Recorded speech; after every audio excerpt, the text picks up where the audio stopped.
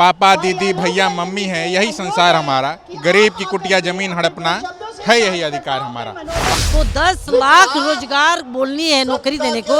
आज शिक्षा कैसे नीतीश कुमार शिक्षक हैं जो महिलाओं के भी पीठी पर लाठी चार्ज कराए हैं, ये अन्याय घोर किए हैं। भारतीय जनता पार्टी जो कि केंद्र की सरकार में है, उसने 2 करोड़ रोजगार देने की बात कही थी, है ना। बहुत हुई बेरोजगारी की मार, अब की बार मोदी सरकार तो करीब करीब 18 करोड़ लोगों को रोजगार तो देना था। कितने लोगों को दिया?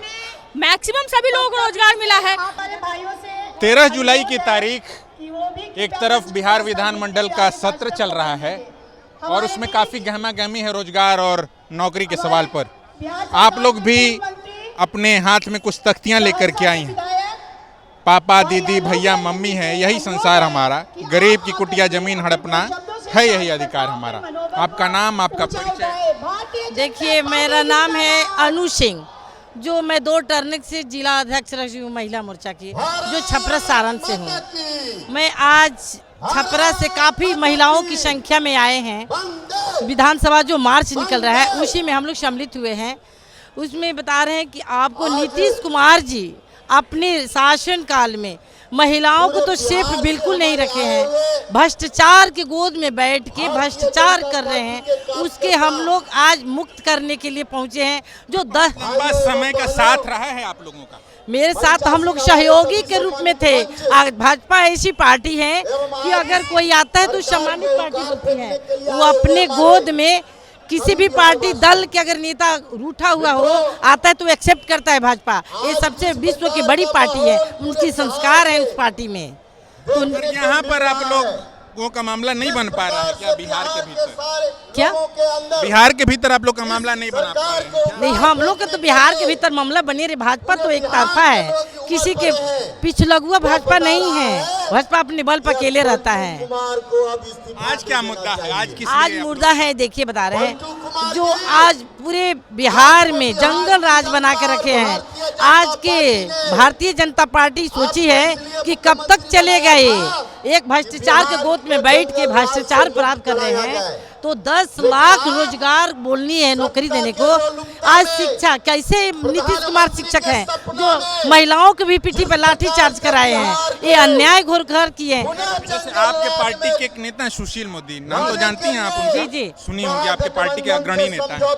वो जब ये 10 लाख नौकरियों वाली बात आई थी तो पूछ रहे थे कि ये तो संभव ही नहीं है कि दी जा सकती है। बता रहे हैं, जब हमारे साथ नीतीश कुमार जी थे, अपोजिशन में रहते हैं तो हमला बोलते हैं, तो सरकार उन्हीं के था। में रहते हैं तो कहते हैं ये संभव नहीं। बता रहे हैं, सरकार तो नीतीश कुमार के थे ना।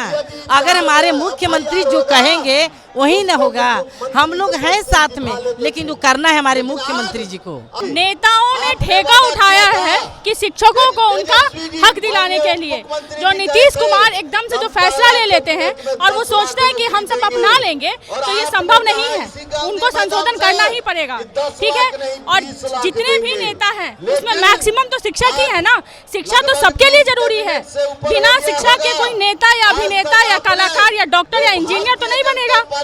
तो जरूरी है ना उसके लिए। तो हम सब इसका जिम्मा उठाए हैं कि शिक्षकों को बोलेंगे जैसे सत्र खत्म होगा तेजस्वी जी, हम तमाम शिक्षकों से, शिक्षक नेताओं से इस मसले पर संवाद करेंगे। इसीलिए अब वो क्या करेंगे, उनका क्या लेना देना है।